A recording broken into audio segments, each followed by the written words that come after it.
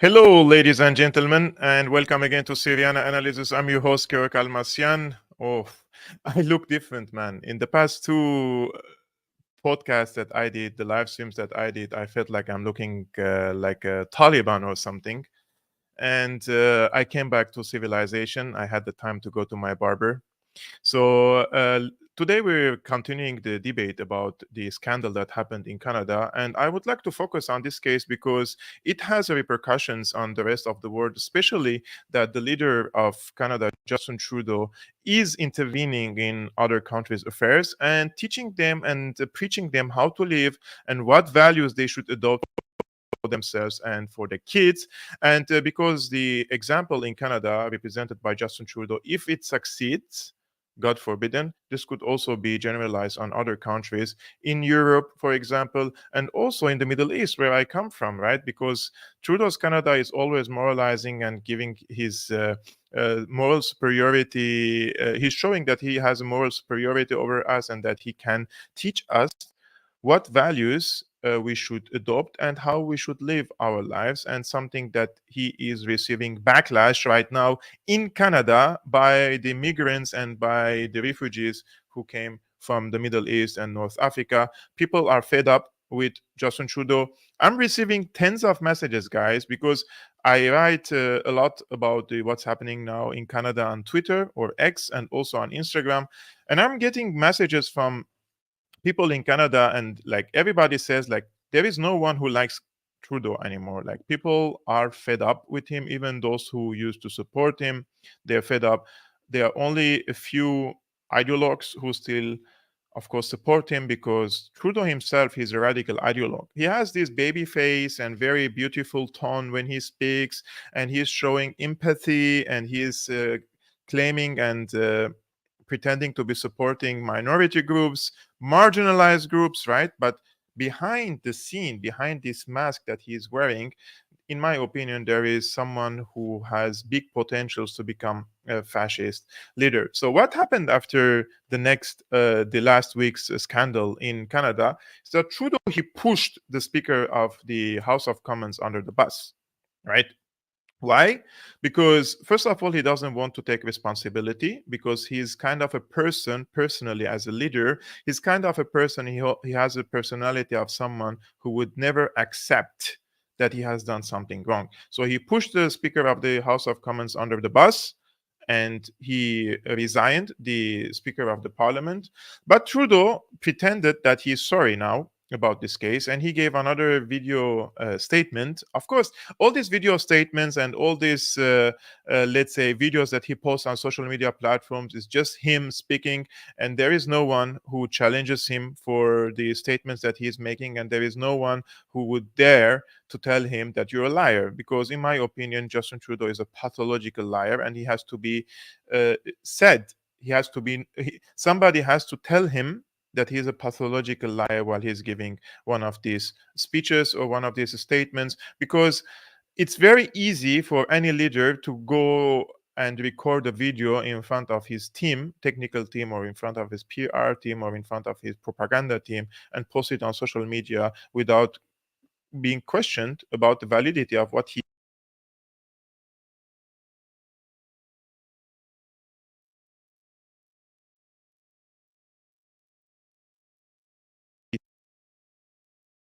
In a few who moments, I is will address the responsible. House in front of all Canadians, in front of Jewish people here and around the world, and Ukrainians, to offer Parliament's unreserved apologies for what happened on Friday.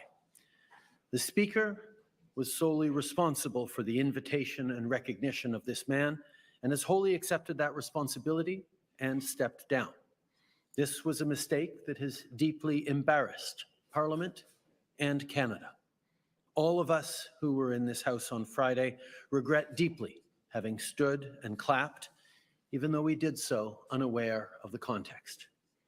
It was a horrendous violation of the memory of the millions of people who died in the Holocaust, and it was deeply, deeply painful for Jewish people. It also hurt Polish people, Roma people, 2S LGBTQI+ people, disabled people, racialized people, and the many millions who were targeted by the Nazi genocide. Every year, there are fewer and fewer Holocaust survivors to share firsthand the horrors of what they experienced, and it is therefore incumbent upon us all to ensure that no one ever forgets what happened. I also want to reiterate how deeply sorry Canada is for the situation this put President Zelensky and the Ukrainian delegation in. It is extremely troubling to think that this egregious error is being politicized by Russia and its supporters to provide false propaganda about what Ukraine is fighting for. Okay, I don't know where to start here. First things first, he apologized for everyone. He apologized from the Jewish people. He apologized from the Polish people. He apologized from the Roma people. He apologized from the 2S LGBTQI plus people. I think this would be my new password if I want to change my password, or if you want to guys use some new password, you can use the 2S LGBTQI plus, whatever that means. But he apologized from everyone, but he didn't apologize from the Russians. He didn't apologize from the Soviets. I mean, how is it? How let's speak about this very honestly, guys. Against who was this Waffen SS person? Now, after we know that he's from the Waffen SS, he was a Nazi. Against who he was fighting in Ukraine? Against the Russians, right? Against the Soviets, against the Red Army. He apologized from the Jewish people. He apologized from the Polish people. Like, he even apologized from the 2S LGBTQI plus, whatever is this. He apologized from everyone, even those who are not directly linked to the atrocities that the Waffen SS committed during World War II, such as this cocktail of letters. But he didn't even apologize from the Russians. Against who was this Hanke, the Nazi veteran, was fighting during World War II? Against the Russians, right? Against the Soviets, against the Red Army. Whether you agree with them or not, like I mean the ideology, the communism, right? So it's very dishonest from him to apologize from everyone. And if he is really deeply sorry and he wants to apologize, he has to resign.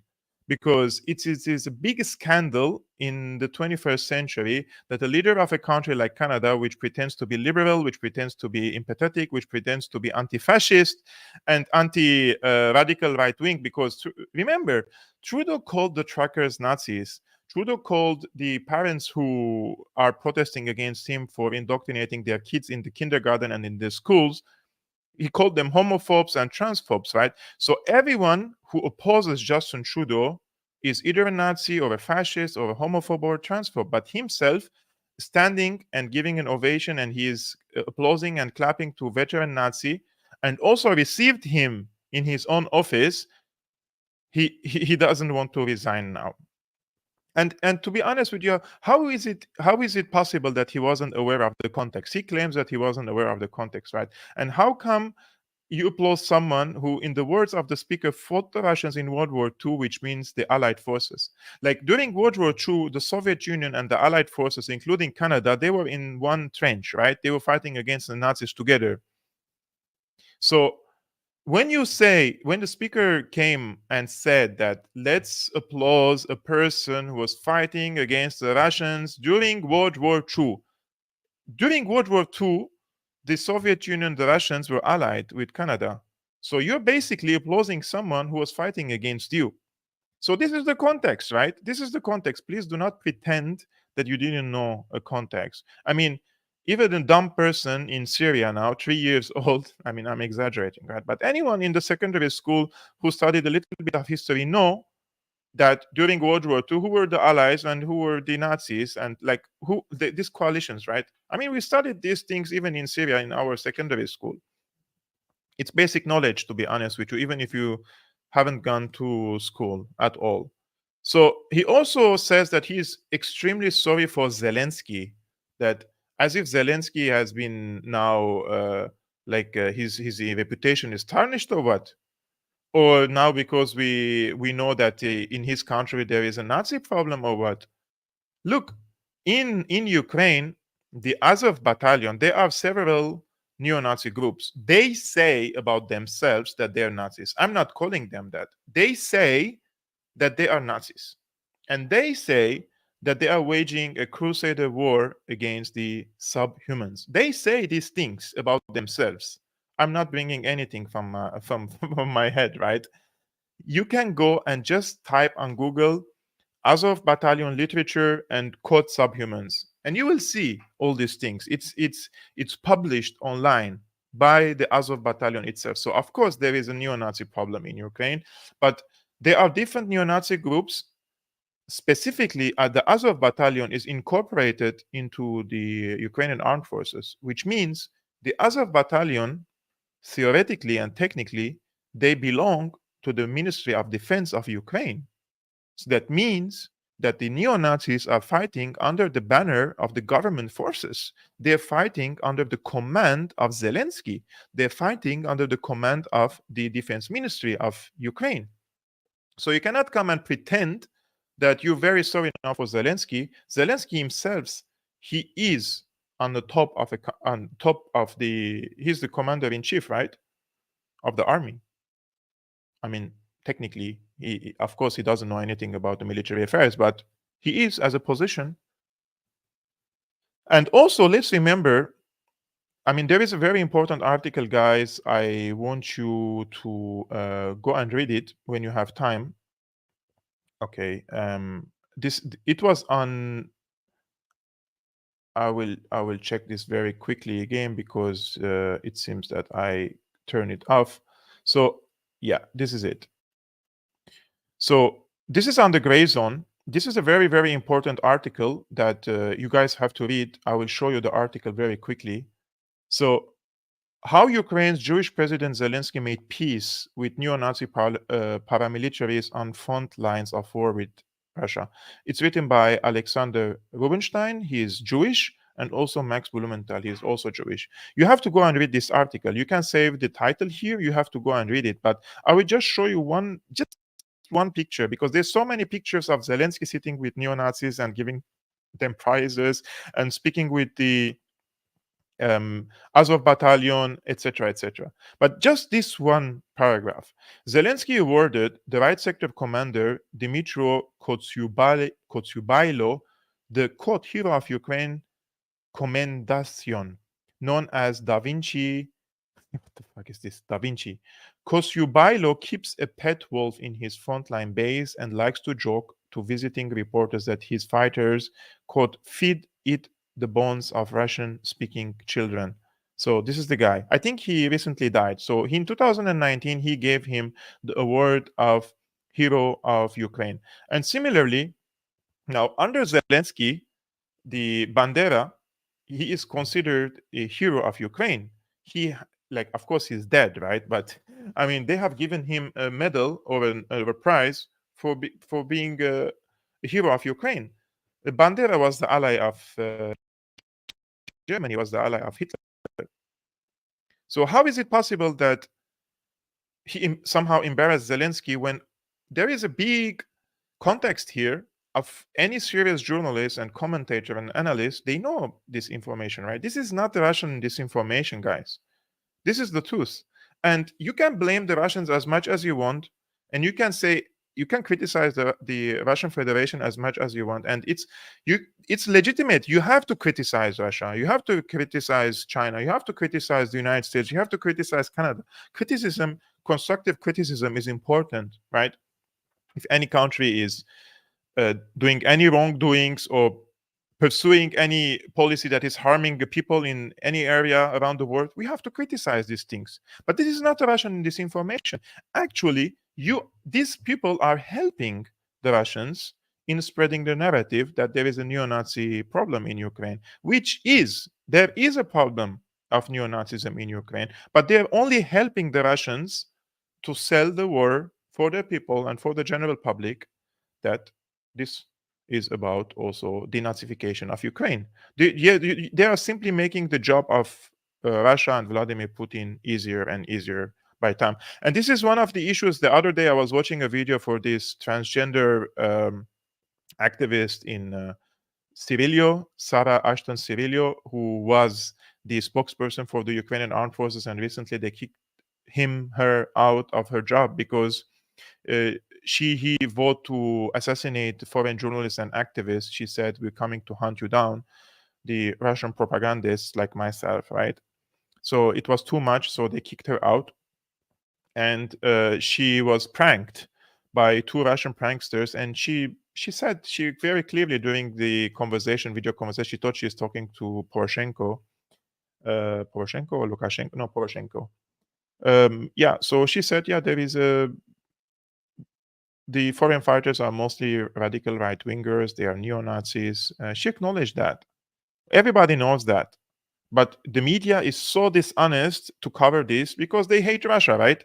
Similarly, when they hated Assad in Syria, they hid the fact that the vast majority, if not all of them, who were carrying arms and fighting against Assad, they were all from the Islamists. They were all from the Takfiri jihadists. They were all either fighting for Al Qaeda or affiliated to Al Qaeda groups and ISIS groups. But they successfully managed to hide this information from the people. The media is so powerful that they can hide truth that is so obvious and make the people blind about it.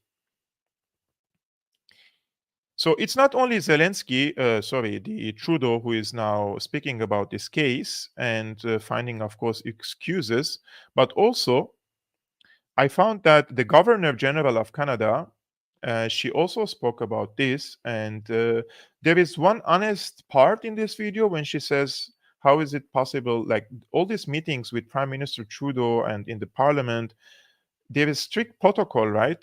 They do vetting, they do background checks, so it's impossible for anyone to come to the Parliament unless he has been vetted. So were it not for the, I believe he's a Canadian journalist who revealed the real identity of this SS Nazi veteran, Trudeau and the rest, they wouldn't have even blinked an eye. They wouldn't have even spoken about it, right? But because somebody has revealed the truth, that's when they went against the narrative and they say, "Oh, we didn't know the context. Nobody told us about this." This is a big lie.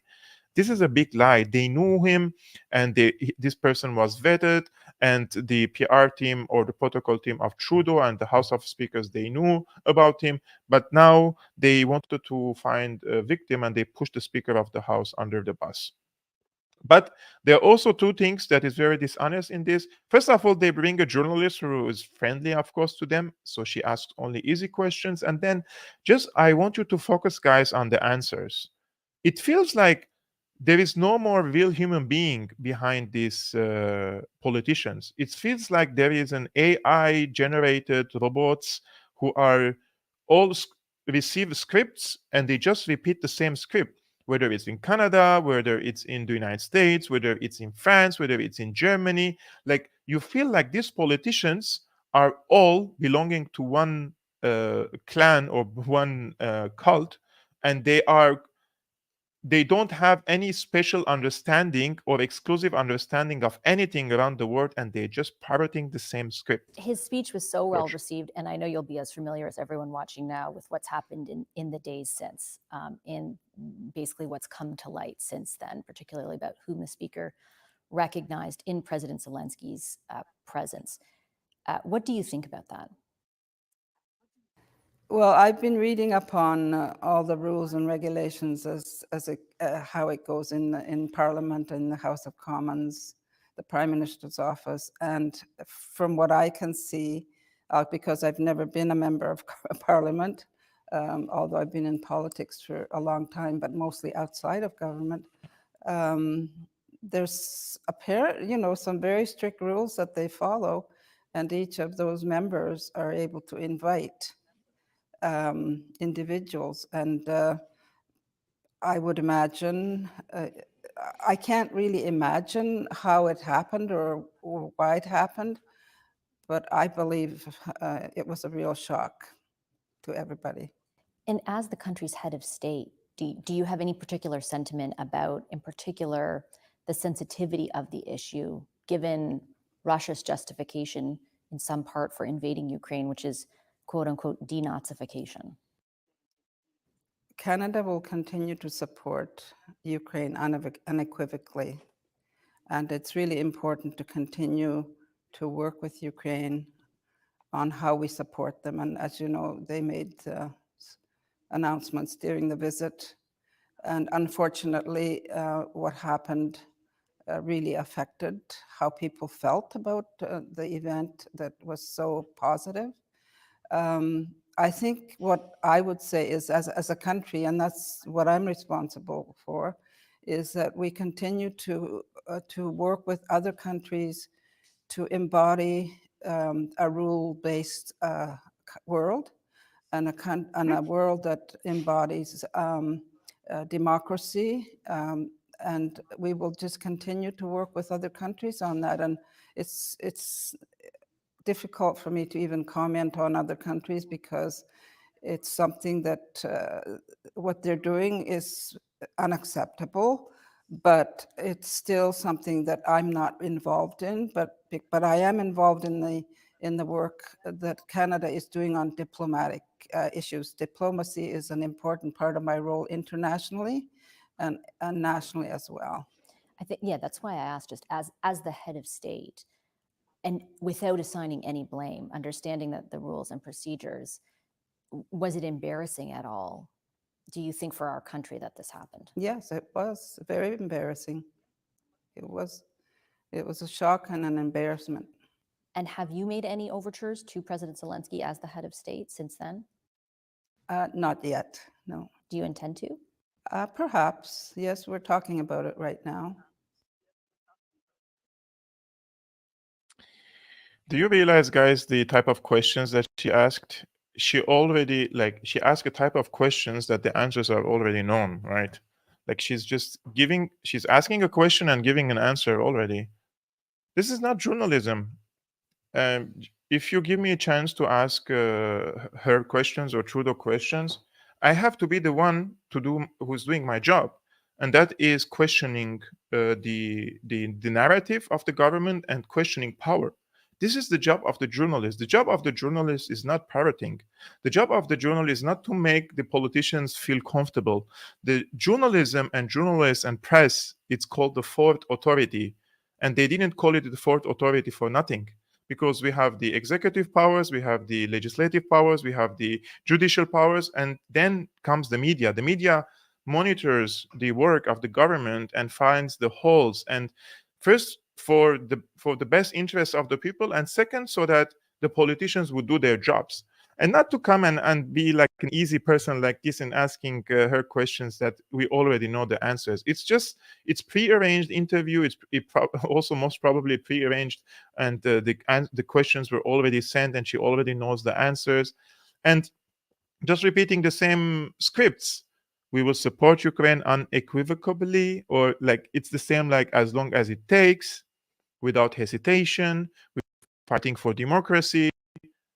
And those things are already like so consumed, right? That nobody believes anymore. And this is why the people are going to the alternative media. And this is where I want to stress on this thing, because independent media is the future, and that is why they are now issuing new laws, regulations, regulating social media platforms, forcing social media platforms to delete content, to suppress accounts. I mean, how is it possible that I have how many subscribers do I have on YouTube right now? I probably have like 50,000 subscribers. How is it? Yeah, I have 50,000 subscribers on YouTube. How is it possible that I have 50,000 subscribers and my videos are reaching to 2,000, 3,000, 4,000, or 5,000 viewers maximum from these subscribers? It's impossible. It's impossible. It doesn't make any sense. For example, on X, the algorithm is so much better. Like on an X or on Twitter, I have around, again, 50,000, no, I have around 70,000 or 80,000 followers. But when I post something, then I check the insights at the end of the month, I have between 2 million and 8 million views for my tweets.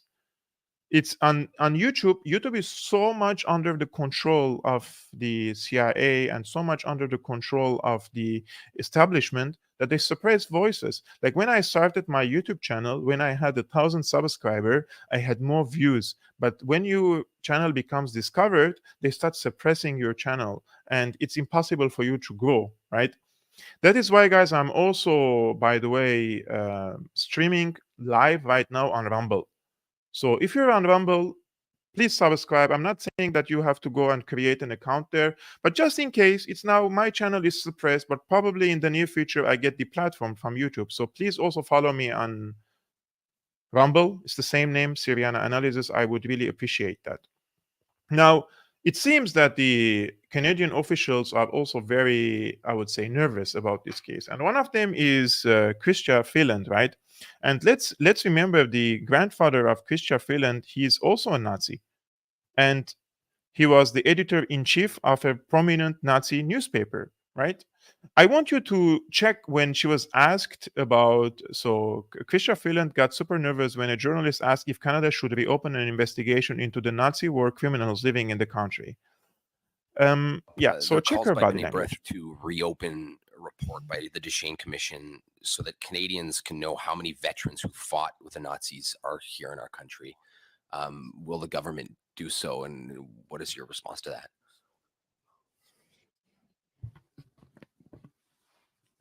I think, let me just start by reiterating, and Check I her don't think it can be hands. said too many times, how hurtful for so many people in Canada and around the world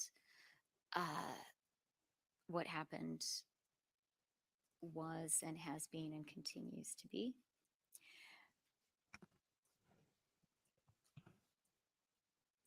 As MPs, in our capacity as MPs, it's important for appropriate next steps in the House to be taken. And I think that is our immediate focus. And as a government, we're going to be very thoughtful about any further steps that need to be taken. I mean, what kind of word salad is this? It's like she didn't even give an answer about a very specific question. It's not like she's encountered with serious journalists asking her the hard questions. They have given her a very easy question for her to answer, and she just gave us a salad word. And apparently she was very nervous because she's also worried that somebody will now question her about her granddaddy, right? But they will not. You see, she is in a press conference and nobody even asked her about her grandfather, who he shares the same ideology of the former SS veteran who she applauded in the parliament, right? But they will not ask her this question unless she's encountered with a serious question, serious journalist by outside the establishment media. And it's impossible. She will never give an interview to serious journalists. That's why, guys, it's very important for us to support independent journalism. This is very, very important. And I'm not saying just to support me, support any independent journalist who is honest and who is doing a job for, who's doing his job and her job for a better world, for us, for you, for everyone. Because I believe we can coexist on this planet without these warmongering maniacs who are launching wars here and there for their financial profits. These people can kill millions of people without even blinking an eye. Believe me, I have lived through hell in Syria. We have lived through hell in Syria. They killed over 500,000 people. 500,000 people died in Syria because of their war. Over 500,000 children died in Iraq by the sanctions of the United States. And when they were asked about it, Madeleine Albright said the price is worth it. These people do not hesitate to kill people. They have ethnically cleansed now 120,000 Armenians from their ancestry place in Nagorno-Karabakh, where the Armenian alphabet was created. This is the place where Christianity was first adopted and recognized as a religion of the state. Armenians were the first people in history who recognized Christianity as their religion. I'm talking about as a state. religion, and now they ethnically cleanse 120,000 Armenians. These people are, they see us as flies. They can kill and walk and not even look back. And then they come and cry, shed crocodile tears. Is this very famous Arabic saying, he killed the man and then he went to his funeral. So these people kill someone and then they come and walk in this person's funeral. So apparently, guys, this Hanke, whoever he is from the SS, he gave an interview and he spoke about.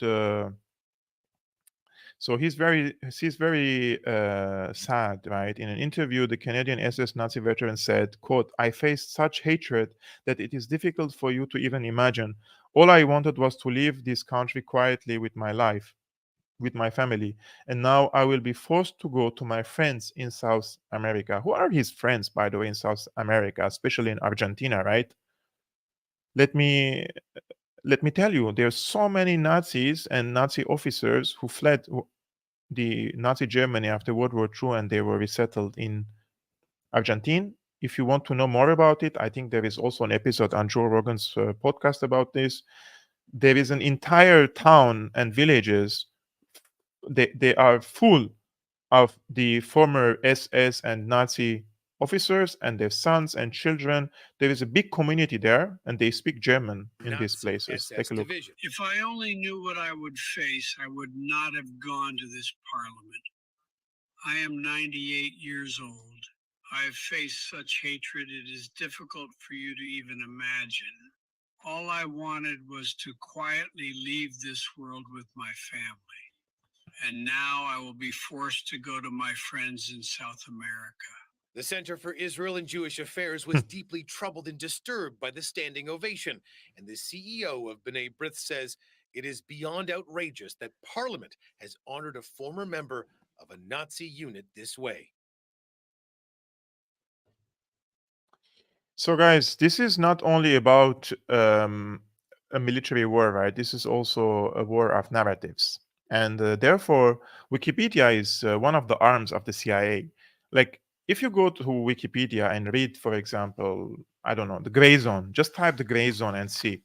Like, it's so contradictory that they even call the gray zone like they say they have a far right and far left leanings. How is it possible for any website to have both far right and far left leanings? It's crazy. Like, if they don't like someone, he becomes a propagandist. And this Wikipedia is like your ID. Like, if somebody Googles you and you're applying for a job and they see your Wikipedia, you're done. Like, and I'm expecting also a profile for myself soon on Wikipedia. Let's see how much lies they will speak about me and how will they shit on me, right? Because they will definitely call me radical, a propagandist, conspiracy theorist, probably radical right wing, probably radical left wing. We will see. That day is coming. But because this is also an information war, now they're trying to delete the profile of Yaroslav Hunka. So this is the profile of Yaroslav Hunka on Wikipedia. He has his formal page, and the Wikipedia says this article is being considered for deletion in accordance with Wikipedia's deletion policy. Please share your thoughts on the matter at this article's deletion discussion page.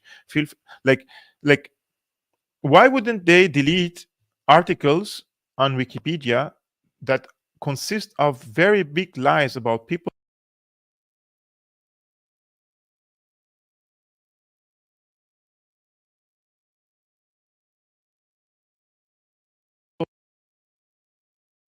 person who caught my attention about this case is the head of the opposition party, and he says Trudeau is now seen as a clown around the world, and yeah, he's seen as a clown around the world. But before I play this, I want you guys to type and tell me what do you think about him. I don't know the guy well. I haven't followed him. I don't know if he's an honest person or if he's just politicizing the issue to gain votes. What do you think about him? What is his position on the Ukraine war? What is his position on the WEF, which is very important? What was his position during the draconian measures that Trudeau imposed on the people during the pandemic? I want to know more. So let me know, guys. The Prime Minister is seen as a clown around the world at the moment. whether you blame the former Liberal Speaker of the House for having recognized a former Nazi in Parliament, or whether you don't, well, either way, it took 5 days for the Prime Minister to stop hiding and avoiding his responsibility to defend Canada's reputation. But whether you blame him or the Liberal Speaker for recognizing a Nazi on the floor of the House of Commons, we all agree that it took him 5 days while he hid under a rock and let our reputation be torn to tatters. Why was he more concerned about protecting his personal reputation rather than defending the nation's?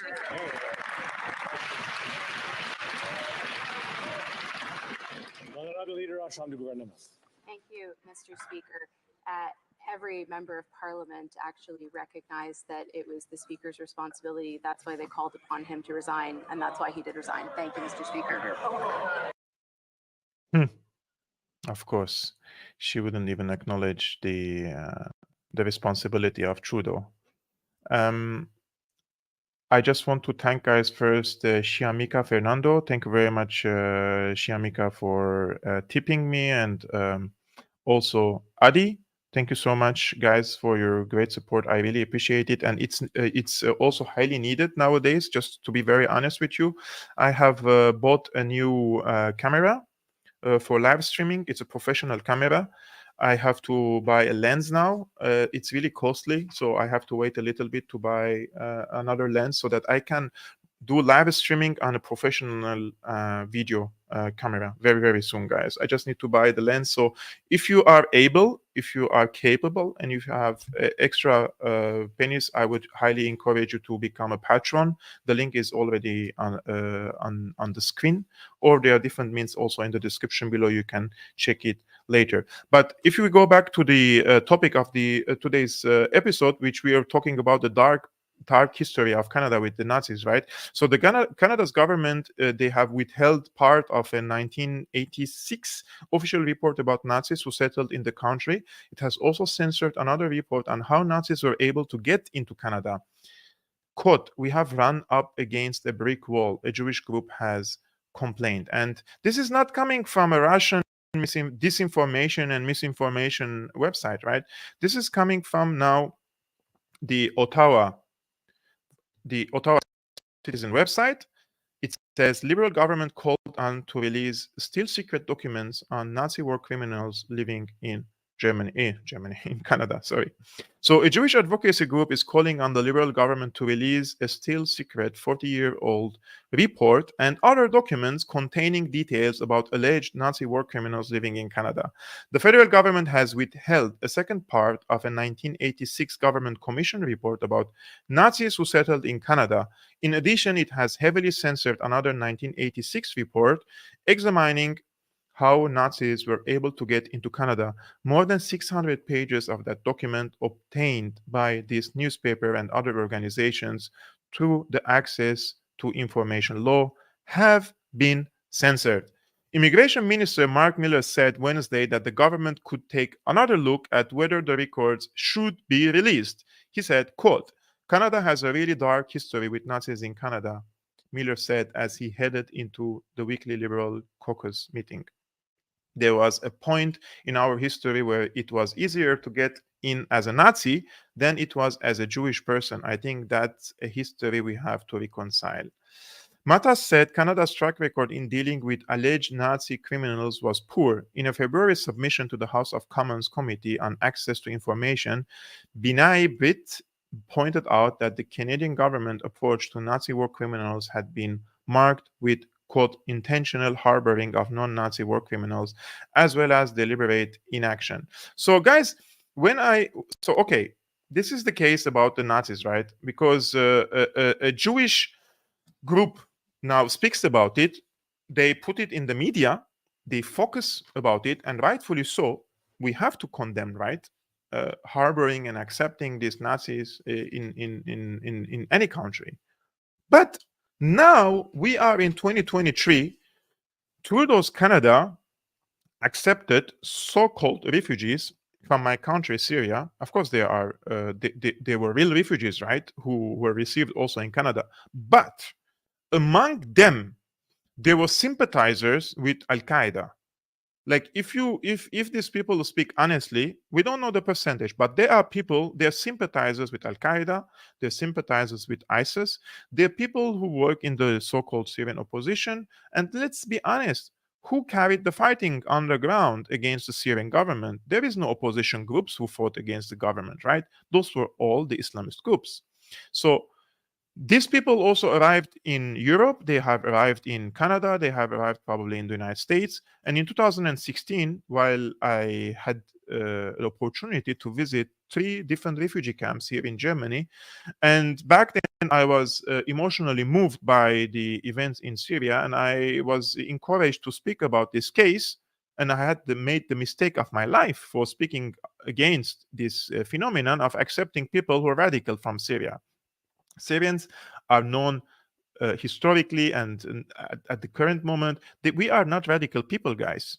We are very civilized people, and there are, of course, radicals like in any other country. So if Germany, let's say, received 1 million refugees, and among them, probably there are 50,000 radicals. And when I came and I said there are radicals, guys, among these people are Islamists. These people will not integrate. It's an illusion to think that these people will integrate. It's an illusion to think that these people will not pose any security threat in Germany.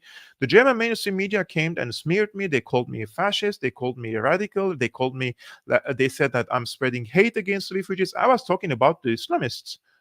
But the media is so powerful and so dishonest, they don't want you to say they are radicals, just like they didn't want you to speak up and say that they are Nazis who came as refugees after World War II, right, to Canada and elsewhere. I mean, Bandera himself, Stefan Bandera, after World War II, where did he relocate? To Germany. He was in Munich. His graveyard is here. The Ukrainians, they, like, not all Ukrainians, of course, the sympathizers with the neo-Nazis from the Ukraine, they go and they pray there, right? He's here, Stepan Bandera. And the MI6, they have collaborated with Bandera in the 50s to organize armed resistance, so guerrilla warfare, against the Soviet Union in Ukraine. So the MI6, they were allies, and they collaborated with Bandera after World War II so that Bandera would wage a warfare through his connections and his influence in Ukraine against the Soviet Union. Those are historical facts. But we're not allowed to speak about these cases. Otherwise, we will be probably even fined soon, because I truly believe that we're heading to dystopian times where journalism will be considered crime. And the things that I'm saying in this episode would be considered a crime, because they can change the laws any moment and they can criminalize you for stating this obvious, and they will change history. This is the thing. What I hate the most about these cases are like they're changing history and they are rewriting history the way they want. So another Russian propaganda article, and this time is published on The Guardian, which is, of course, not a Russian outlet, and they are very pro-Ukraine. They say Canada has a dark history with Nazis. Political scandal prompts reckoning. During the Second World War, Ukraine was one of the main battlefields of the Eastern Front. About 4.5 million Ukrainians fought in the Red Army. Far fewer, approximately 250,000, aligned themselves with Nazi Germany. Some factions at different times fought both Soviet and German forces. Some were involved in the mass killings of Ukrainian Jews. Yaroslav Hunka, the 98-year-old veteran, lauded in Canada's parliament, was a member of the SS 14th Waffen Division, a volunteer unit also known as the Galicia Division. Towards the end of the Second World War, the group was also known as the 1st Ukrainian Division of the Ukrainian National Army, which in the following years had the effect of obscuring its links to the Nazi regime. After the war, thousands of Ukrainians moved to Canada, and many who had lived through Stalin's terror and the ensuing mass starvation held strongly anti-Soviet views. But possible links and sympathies to the Nazis were largely overlooked as the Cold War set in, said Ivan Kachanovsky, a political scientist at the University of Ottawa. Despite the Galicia Division's links to war crimes, A cenotaph celebrating the unit was erected in Canada's largest Ukrainian cemetery. The memorial has long been source of frustration for Polish and Jewish groups. In June 2020, the word Nazi war monument were sprayed painted on the cenotaph. This group and the memorials to the fighters have really escaped scrutiny because so few people know the 1st Ukrainian Division was just a different name for the SS 14th Waffen Division. And this was one of the reasons, unfortunately, why no one raised the issue in the parliament last week, said Kachanovsky. 5 miles north, a bust of the Ukrainian military leader Roman Shukevich, a top stone plinth, has long outraged Jewish and Polish groups. Shukevich, who fought for Ukrainian independence, served with the Nazis and is believed to have been a perpetrator of massacres in Volhynia in eastern Galicia. Diplomats from Poland and Israel condemned similar memorials in Ukraine recently, alleging Shukevich was responsible for the murder of tens of thousands, quote, by bullets, fire, rape, torture, and other beastly methods only because they prayed to God in Polish or Hebrew. While many Canadians may have been surprised to learn of statues venerating such figures, these monuments have long been a painful source of tension for the Jewish community, said Dan Paneton at the Friends of Simon Wiesenthal Center.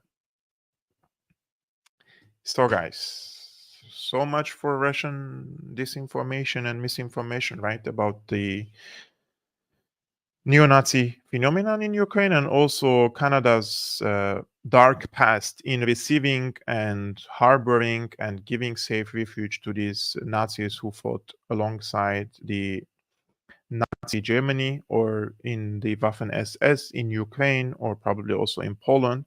Those people committed atrocities, right? But at the current times, we are not allowed to speak about this case because the Ukraine issue is so sensitive for the collective West in general, because this war is, for them, they consider it an existential war against Russia. And they believe that if they lose this war, which they are losing this war, honestly speaking and objectively speaking, then this will be the end of the multipolar world.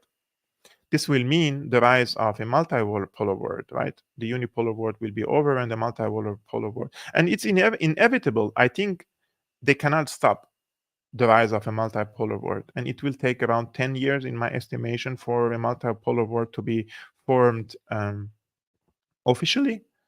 And of course, the West, the United States, and the rest of the Western countries, they will be part of this. And we want them to be part of this, but we also want for the rest of the world to be part in the multipolar world. Because the world is not only these 30 countries. They call themselves the international community.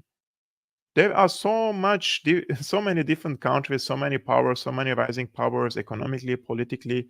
They want also to be part of this international system, right? And they deserve that. They deserve that. Everybody deserves fair treatment. Everybody deserves to have a control over their natural resources. Everybody deserves to have their territories untouched, and not only Ukraine. So this phenomenon, like why I'm making such videos all the time? Because the hypocrisy is unbelievable. Like, they invaded and destroyed and murdered millions of people since the end of World War II.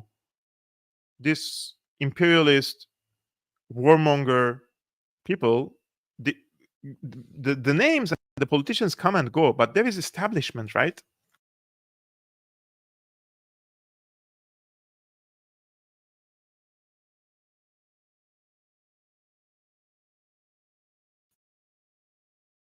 When there is a when there is a health crisis like a pandemic, the pharmaceutical industries benefit from it. They're not working for us, they're working for themselves.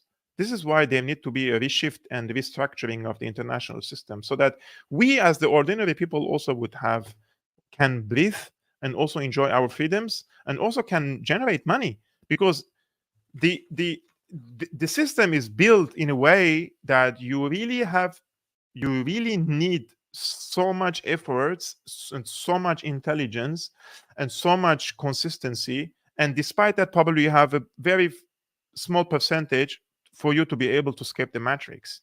It's very difficult. It's very difficult nowadays to become rich.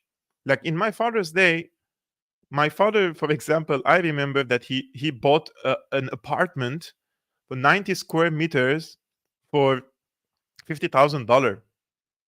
Now it's $500,000.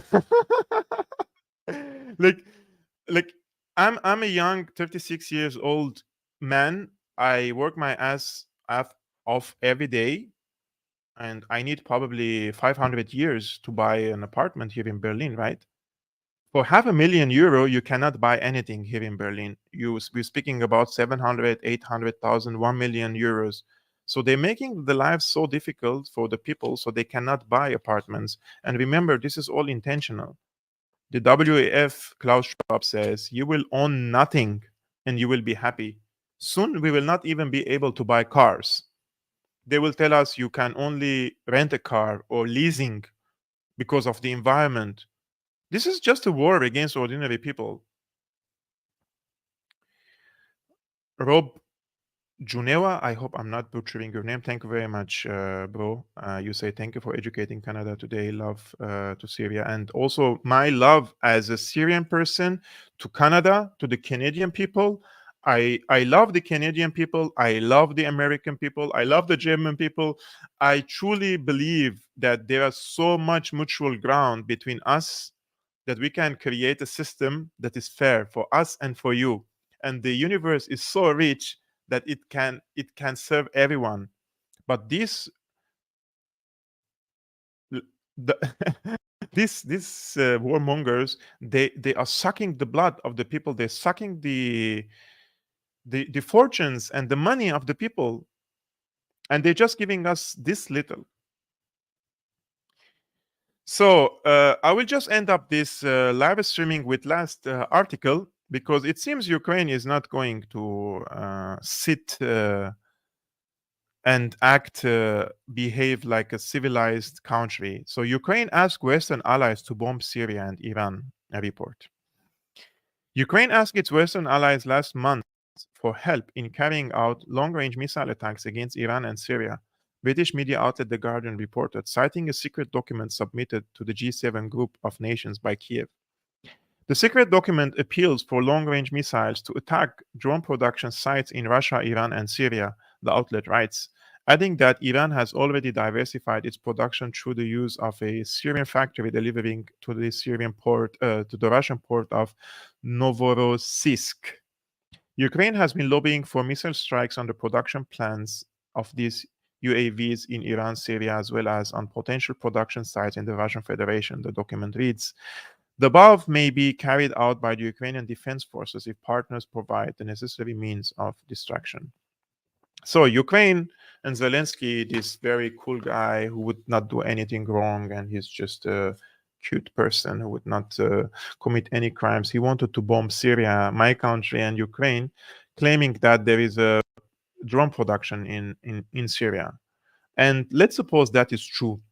There is drone production, military drone production factories in Israel. There is a drone, and these drones have participated in the ethnic cleansing of the Armenians, 120,000. Like, were it not for the drone technology and the drone that Azerbaijan acquired from Turkey and from Israel, they wouldn't have won the war against the Armenians. I'm very confident about that. Of course, were it not also for the treason of Prime Minister Pashinyan. But drones are very important. So Israel produces them, Turkey produces them, the United States produces them. Everybody's producing nowadays UAVs, right? So how about what if everybody starts bombing other countries because they're producing this type of weaponry? Like, this type of weaponry are attacking Syria, they're attacking Somalia, they're attacking Sudan, they're attacking Yemen. With 90% of civilian casualty rate, the American drone strikes. In Afghanistan, they're bombing weddings, funerals. It's crazy. It's crazy. Like, they speak about it as if it's okay, you know. Anyways, it's already 55 minutes. I wanted to to do this live streaming to you guys. Thank you very much for tuning in. I really appreciate it. And thank you very much for supporting my channel, Syriana Analysis, whether just sharing this video and posting them on your social media accounts or financially. If you guys want to support my independent work, you can become a patron. The link is already on the screen, and also there are different means in the description below. And I will see you very soon. Ciao.